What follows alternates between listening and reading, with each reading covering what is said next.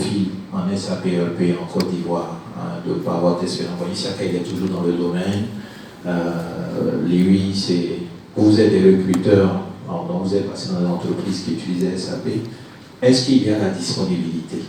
C'est vrai que aussi, peut-être même pour vos formations, vous recherchez aussi des spécialistes pour former les équipes. Quelle est votre analyse de la disponibilité des ressources, des spécialistes en matière de SAP en Côte d'Ivoire et en Afrique d'une manière générale? Pour ma petite expérience, j'avoue que dans le cadre des recrutements de la direction financière, je participe régulièrement. Et pour ce que j'ai déjà vu, rarement j'ai vu un bon profil technique en finance qui est également bon en SAP. Rarement j'ai vu ça. En général, ce qu'on fait, on est obligé de prendre le gars qui est bon en finance là. Ça, c'est, on va dire, le basique. Et on le forme sur plusieurs semaines en SAP.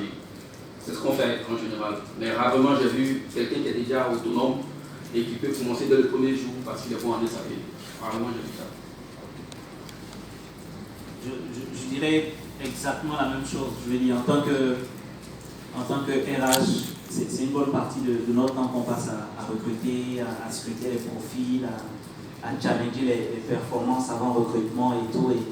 Et franchement, c'est des compétences qui sont rares, donc du coup très recherchées.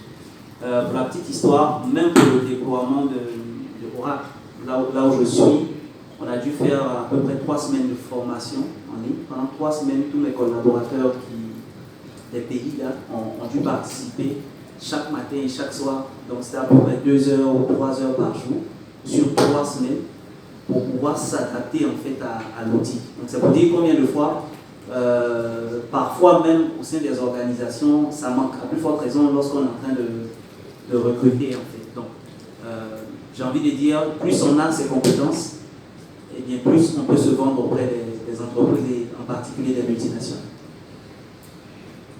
C'est pareil ou même SAP, c'est quelque chose qui est quand même assez nouveau, qui est un privilège, je vais dire, pour les entreprises en Côte d'Ivoire.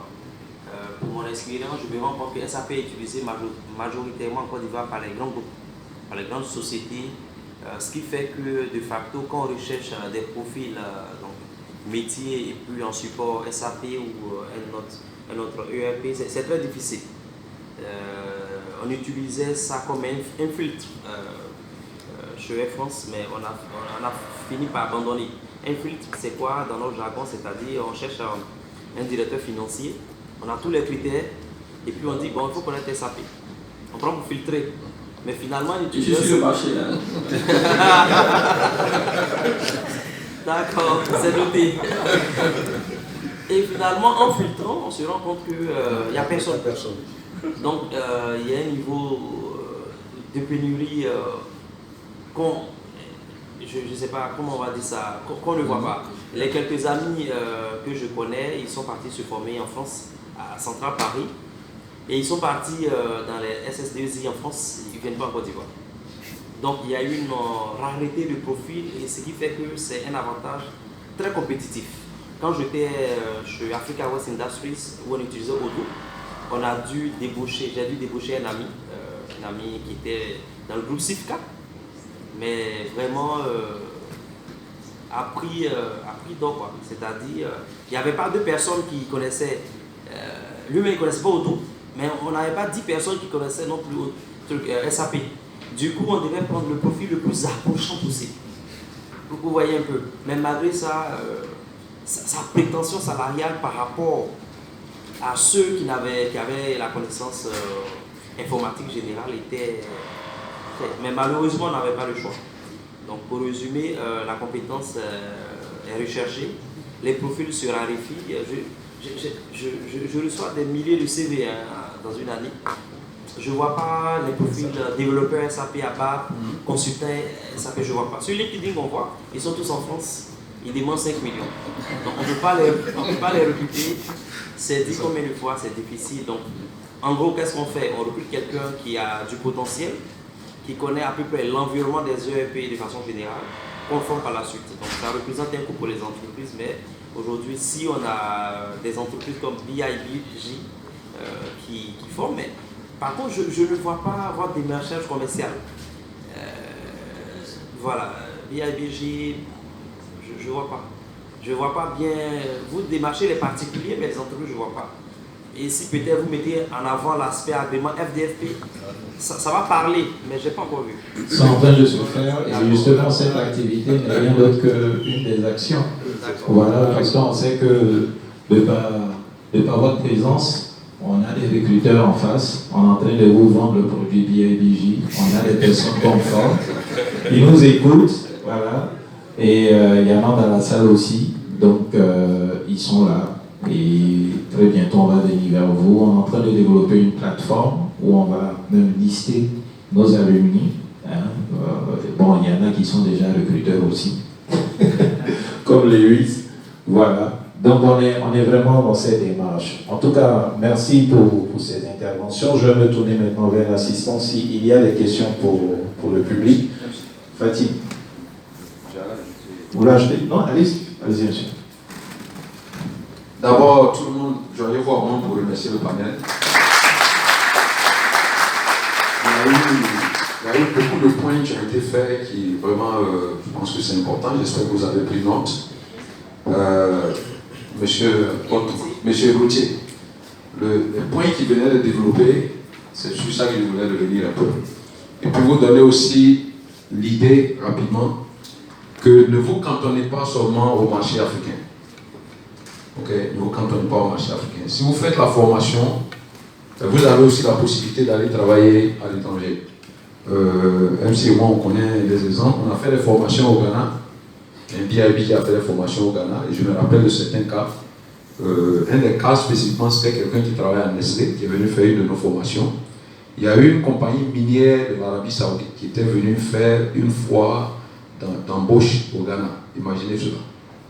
Ils sont venus au Ghana et disent, bon, ils ne trouvent pas assez de gens là-bas, donc ils sont venus en Afrique pour faire une foire d'embauche. Ils ont embauché pas mal de gens et un de nos étudiants qui a fait la formation SAP est allé à la foire, mais il est allé en retard.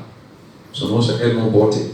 Il est arrivé en retard, au moment où il arrivait, les recruteurs avaient déjà recruté tout le monde qui voulait. Il a dit non, mais au moins essayez de voir mon CV.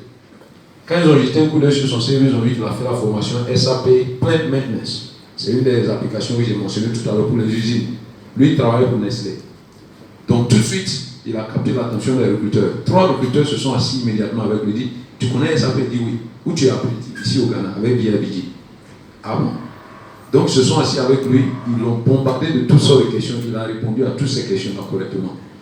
Bien qu'ils aient fini de recruter, ils l'ont inclus, ils l'ont recruté. Vous voyez? Donc cette possibilité-là, donc du Ghana, il a été transformé, aujourd'hui il travaille en Arabie Saoudite. Et c'est un pays où on ne paie pas les impôts. Donc imaginez la où les employés ne paient pas les impôts. Bon, donc ça c'est le premier cas. Le deuxième cas, rapidement le deuxième cas, moi-même qui vous parle. Moi, ma formation universitaire c'était dans le domaine des affaires. Mais j'ai appris ESP par curiosité. Voilà, j'étais à Boston, je venais même de faire une opération, donc j'étais à la maison quand un ami camerounais m'a approché pour dire, mais pourquoi tu n'apprenais pas EMSP? Et je venais de sortir du domaine de la technologie à cause du stress. Donc M. Siaka parlait tout à l'heure. Je ne voulais plus vraiment de ça, je voulais aller plutôt dans le domaine des affaires. Mais mon ami camerounais m'a encouragé à apprendre SAP. J'ai appris 5 différentes applications SAP, y compris BI, BW, GRC, etc. Mais ce n'était pas curiosité, je vous dis. Je n'avais pas l'intention d'avoir une carrière dans SAP. Moi, je voulais plutôt faire des affaires au niveau de SAP. D'où l'idée de BIG qui est venue. Mais je vous dis qu'avec ça, j'ai tenté simplement les recruteurs. J'ai mis mon CV sur l'internet. Le téléphone a commencé à sonner. Le premier appel qui m'est venu, c'était une recruteur, je ne peux jamais oublier le nom, elle s'appelle Susan Stone. Elle m'a appelé de Chicago. Moi, je suis à Boston. Elle dit non, on veut t'embaucher. Il dit, mais moi, je suis à Boston. Elle dit non, non, tu ne comprends pas. On va te payer $100 l'heure. On va te faire prendre l'avion chaque semaine. Tu viens à Chicago faire le projet. Tu restes à l'hôtel. On te donne $50 par jour pour manger. Et puis le jeudi, tu retournes voir ta famille à Boston.